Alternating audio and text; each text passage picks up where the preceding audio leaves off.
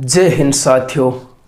जैसा कि आज के वर्तमान परिवेश में हम देखते हैं कि एक लड़की के 35 टुकड़े करके उसको फ्रिज में रखा जाता है, फिर उसको वो अलग अलग जगह पर फेंक दिया जाता है। साथियों, आखिर ऐसा कब तक होगा? हैदराबाद में एक डॉक्टर को खड़ी गाड़ी में जिंदा जला दिया जाता है। आखिर ऐसा कब तक होगा? इन बेटियों को वो सशक्त बनना पड़ेगा, इस बेटियों को मजबूत बनना पड़ेगा। इस भारत की महिला को वो एक मजबूत योद्धा बनकर वो इस मैदान में खड़ा रहना पड़ेगा। अपनी आन बान शान की रक्षा वो उस महिला को खुद ही करनी पड़ेगी। साथियों, पुष्य मित्र उपाध्याय की कुछ पंक्तियां हैं जिससे मैं आपको रूबरू करवाना चाहता हूं, और इसी पंक्तियों के साथ में इस भारत की नारी को सशक्त बनना है। छोड़ो मेहंदी खड़ग संभालो, छोड़ो मेहंदी खड़ग संभालो, खुद ही अपना चीर बचा लो।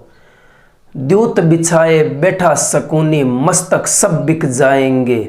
सुनो द्रौपदी शस्त्र उठा लो, अब गोविंद ना आएंगे। सुनो द्रौपदी शस्त्र उठा लो, अब गोविंद ना आएंगे। कब तक आस लगाओगी तुम इन बिके हुए अखबारों से?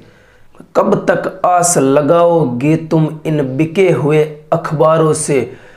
और कैसी रक्षा मांग रही हो इन दुशासन दरबारों से? और कैसी रक्षा मांग रही हो इन दुशासन दरबारों से?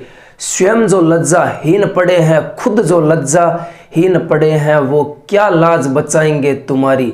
सुनो द्रौपदी शस्त्र उठा लो, अब गोविंद ना आएंगे। ये कलयुग है, अब गोविंद ना आएंगे।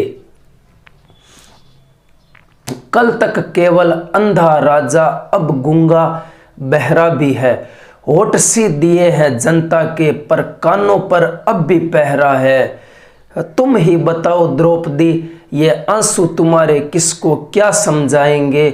सुनो द्रौपदी शस्त्र उठा लो, अब गोविंद ना आएंगे, अब गोविंद ना आएंगे।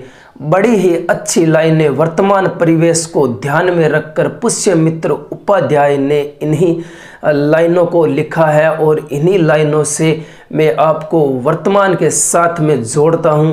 तो साथियों, इस भारत की महिला को एक सशक्त वो शक्ति के रूप में वो खड़ा होना पड़ेगा। इस युद्ध के मैदान में, इस कर्म भूमि के मैदान में, इस धर्म के मैदान में